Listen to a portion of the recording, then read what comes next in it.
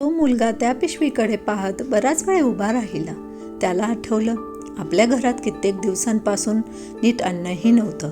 आईसाठी औषध घ्यायची होती, स्वतःसाठी नवीन कपडे घ्यायचे होते. त्याला वाटलं, देवानेच कदाचित हे पैसे माझ्यासाठी पाठवले असतील.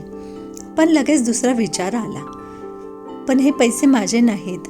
तो पिशवी घेऊन पुन्हा मंदिरात गेला.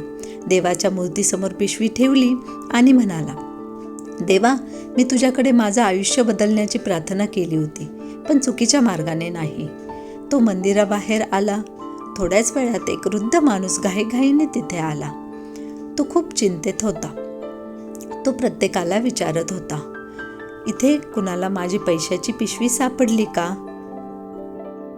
मुलाने त्याच्याजवळ जाऊन विचारलं, काका, पिशवीमध्ये काय होतं? वृद्ध माणूस म्हणाला, बाळा, त्यात माझे सगळे पैसे होते. माझ्या मुलाच्या उपचारांसाठी ते पैसे जमा केले होते. ती पिशवी हरवली तर माझ्या मुलाचं काय होईल हेच मला कळत नव्हतं. मुलाने काहीही न बोलता ती पिशवी त्यांच्या हातात दिली. पिशवी पाहताच वृद्धाच्या डोळ्यात अश्रू आले. त्यांनी मुलाचा हात धरला आणि म्हणाले, बाळा, तू आज फक्त माझे पैसे परत केले नाहीस, तू माझ्या मुलाची आशा परत केलीस. वृद्धाने त्याला आशीर्वाद दिला. मुलगा मात्र शांतपणे म्हणाला, काका, हे माझं काहीच नव्हतं. मी फक्त योग्य ते केलं. त्या दिवशी त्याला पैसे मिळाले नाहीत, पण त्याला त्यापेक्षाही मोठी गोष्ट मिळाली, देवावरचा विश्वास. काही दिवसांनी तोच वृद्ध त्या मुलाला भेटायला आला. त्याचं एक छोटंसं दुकान होतं.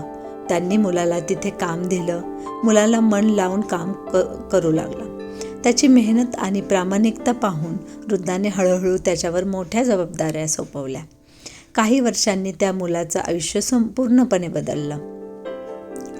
त्याच्याकडे स्वतःचं घर होतं, चांगलं काम होतं आणि आपल्या आईसाठी सुखाचं आयुष्य देण्याची ताकद होती.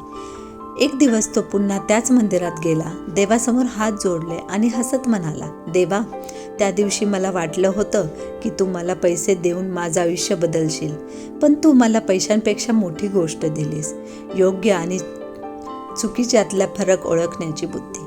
त्या दिवशी त्याला एक गोष्ट समजली, देव प्रत्येक प्रार्थनेचं उत्तर आपल्या मनासारखं देत नाही. कधी कधी देव आपली परीक्षा घेतात आणि त्या परीक्षेत आपण केलेली योग्य निवडच आपल्या भविष्यातील आशीर्वाद बनते. लक्षात ठेवा, देव कधी कधी आपल्याला हवी असलेली गोष्ट देत नाही, कारण तो आपल्यासाठी त्यापेक्षा चांगली गोष्ट तयार करत असतो. धन्यवाद. व्हिडिओ आवडला असल्यास लाईक करा, शेअर करा, सबस्क्राईब करा.